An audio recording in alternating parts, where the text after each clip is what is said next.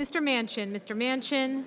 No. Mr. 8 Democrats joined every Republican senator to vote down the $15 an hour minimum wage. This, despite the fact that it's the most popular part, was the most popular part of the COVID relief bill.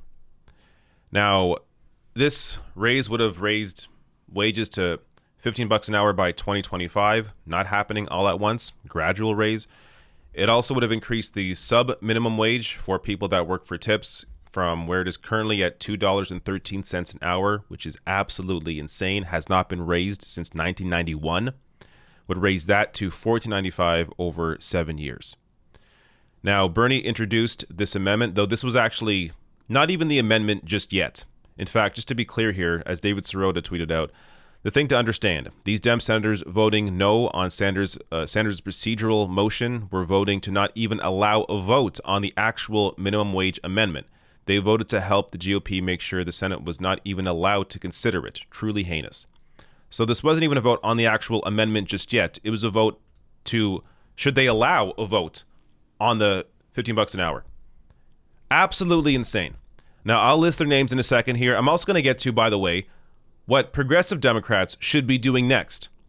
Because this is, there's plenty of blame here to go around because there's a lot that can actually be done from here. But let me show you now the names of people who voted this down.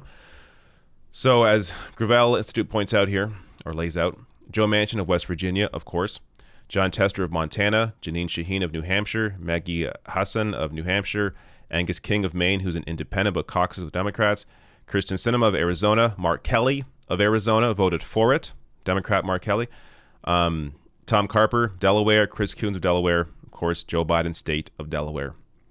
Joe Biden, of course we don't know for sure, but I'm sure it doesn't actually care about $15 an hour because they could have taken the steps to overrule the parliamentarian to ensure that it was actually in the COVID relief bill. It's already passed the House. $15 an hour already passed the House within the COVID relief bill. Joe Biden, Kamala Harris could have pushed to include it in the Senate bill, overruling the parliamentarian because the parliamentarian is just an advisor. They don't have to actually follow what the parliamentarian says. But they did not do that. So Bernie Sanders introducing or about to introduce an amendment, and these senators have voted against even the ability to do that. Now, before I get any deeper into Democrats here, just got to point out, Josh Hawley as one example. Josh Hawley is this Republican senator who pretends to be this populist guy, this guy who speaks for the working class. Of course, he voted against the $15 an hour. Here's an example of the kinds of things he tweets out. On November 3rd, he said, "We are a working class party now. That's the future." Speaking of the Republican Party, we are the working class party now. Every single Republican in the House and the Senate voted against $15 an hour. Yet they're the working class party now. Give me a break. So I just want to be clear here. Who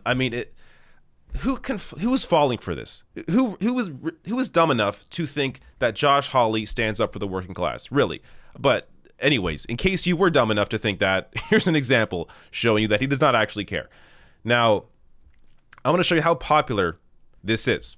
So a recent YouGov/Economist poll found that the $15 an hour minimum wage is 18 points net popular. 18 points net popular, making it more popular than everything Trump did in office and the most popular key legislative action since Dodd-Frank a decade ago.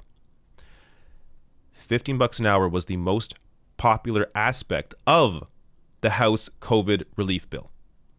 And they took it out, showing you that Congress doesn't actually work for people. They work in the interests of largely their donors and also themselves, by the way.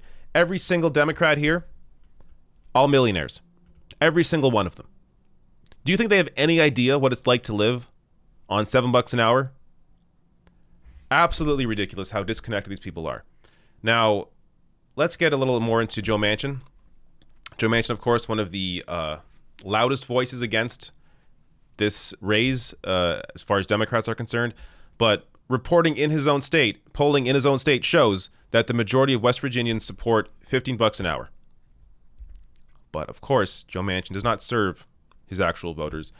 Who does he serve? Well, here's a little window into who he actually serves. TYT reporting here. Legal documents show Manchin has stakes in companies that pay less than $15 an hour. Because of course he does.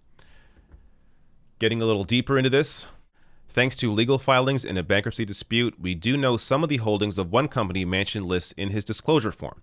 That company, AA Property, is reportedly 50% controlled by Manchin and is an investor in Emerald Coast Realty, which owns a La Quinta Hotel in Elkview, West Virginia. According to the careers website, Indeed.com, the national average salary for several La Quinta positions is well below $15 an hour. If Manchin's $11 proposal were to win out, La Quinta Hotel housekeepers, for instance, would get an average raise of only 8 cents an hour nationwide. So, a couple of things here. First up, 50% controlled by Manchin. These are the kind of details that are never disclosed when these people make an appearance on television.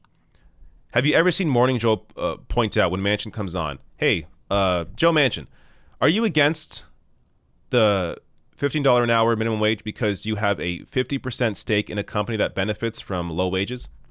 You will never see that question presented to Joe Manchin on television. But why? Why aren't these interests disclosed?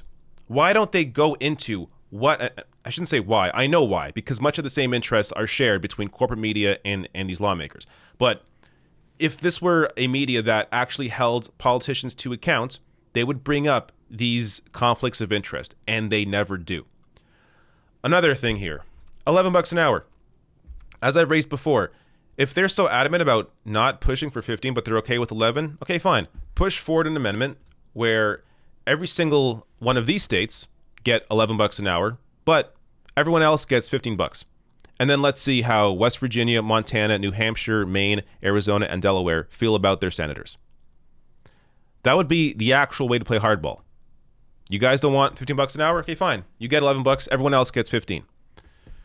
Now, speaking of hardball, this is what Democrats, progressives need to do.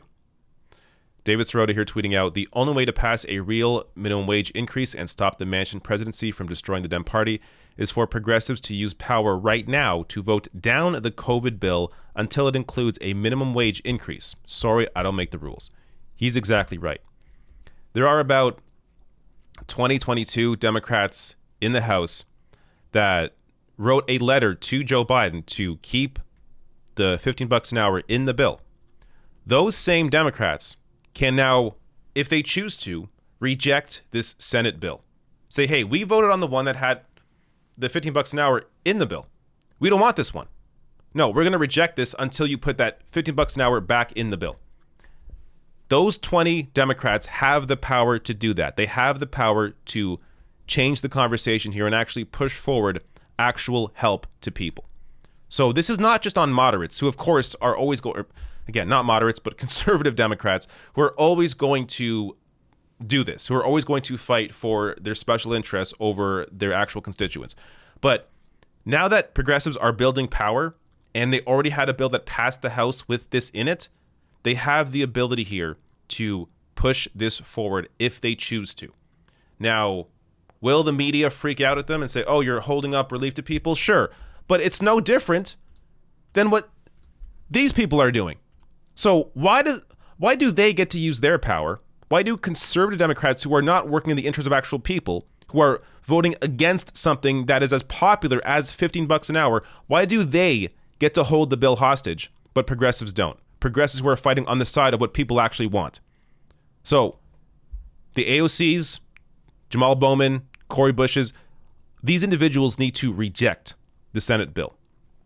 And hell, if it goes back to the Senate, Bernie Sanders, Elizabeth Warren, if she actually believes in this, they can also reject it.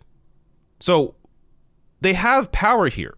Progressives have the ability to stop this and put $15 an hour back in this bill. It's just a matter of, are they willing to face the wrath of the media to do it? But anybody paying actual attention would understand that these progressives would be fighting for the average individual and fighting against the conservative Democrats and GOP who are continuing to push against any real help to people and watering down any legislation that gets pushed through.